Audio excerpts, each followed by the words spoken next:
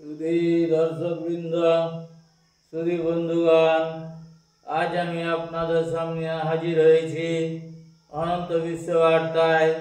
গ্রামীণ চিকিৎসক Ananta Roy, secretary RMPA develop block committee.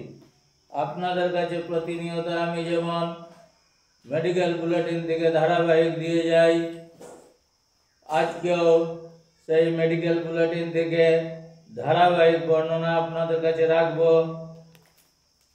আপনারা ভেবে চিন্তে দেখবেন।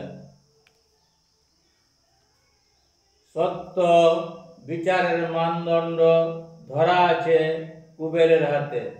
টেলিভিশনের পর্দায় আপনারা সত্যমেব জয়তে শোতে যে সত্যকে তুলে ধরা হয়েছে, যে সত্য সাধনায় আপনারা ব্রতী হয়েছেন, সেই সত্যেরও কিন্তু শ্রেণী সম্পর্ক রয়েছে। যে অবস্থান থেকে আপনারা সত্যকে বিচার করেছেন, সে অবস্থান মূল জনতার পক্ষে নয়।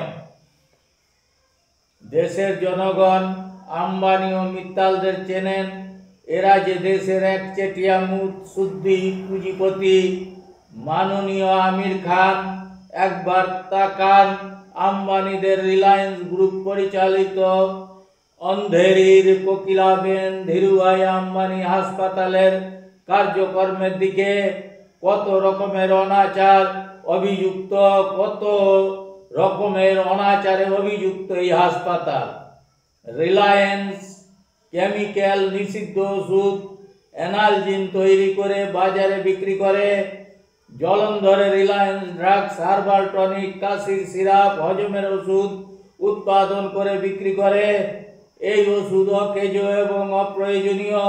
ভারতের ওষুধ বাজারে অপ্রয়োজনীয় 80% ওষুধের মধ্যে রিলায়েন্স কোম্পানির অবদান রয়েছে। অবাক লাগে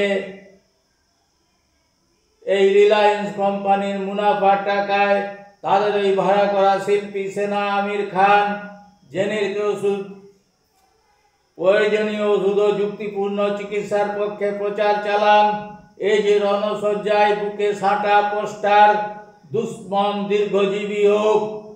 এই যে চোরের মায়ের বড় গলা, অনেক ডাক্তার কাটমানি খান, দুর্নীতিগ্রস্ত অপ্রয়োজনীয় ওষুধ লেখেন, ওষুধের ব্র্যান্ড নাম পছন্দ করেন। এসবই সত্যি।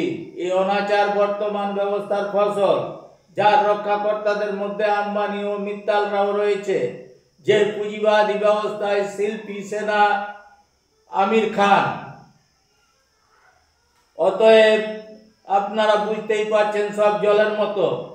দেশের স্বাস্থ্য বাজার রিলায়েন্স আম্বানি মিত্তালরা বড় বড় স্বাস্থ্য ব্যবসায়ী। চিকিৎসা বাজারে ফেলো পরিমাপ তেল নীতি এদের এই সৃষ্টি। চিকিৎসা বাজারে নিজেদের দখলে ব্যবসা বাড়ানোর জন্য এই আমির খানকে দিয়ে চিকিৎসা পরিষেবার অনাচারের বিরুদ্ধে লড়াই। সরকার স্বাস্থ্য নতুন ওষুধ নীতি ঘোষণা করেছে। 2011 থেকে 2016 সালের মধ্যে সবার জন্য ওষুধ জেনেরিক দামে সরকারি হাসপাতালে সবাইকে বিনামূল্যে ওষুধ দেওয়া হবে। জেনেরিক ওষুধের সরকারি বাজার ধরতে চায় রিলায়েন্স ও মিত্তালরা। তাই আমির খান জেনেরিক ওষুধের প্রচার চালাচ্ছেন জনস্বার্থে নয়, আম্বানি মিত্তালদের স্বার্থে। এটা আপনারা সব সময় মনে রাখবেন। যারা হচ্ছে বড় বড় ব্যবসায়ী, পুঁজিপতি ব্যবসায়ী, এই রিলায়েন্স আম্বানিরা এবং মিত্তালরা কখনোই জনসাধারণের পক্ষে কিছু করেন না। জনসাধারণের সুবিধার্থে যে প্রচার, তার আড়ালে এরা ঘাড় মোড়ানোর ব্যবস্থা করেন।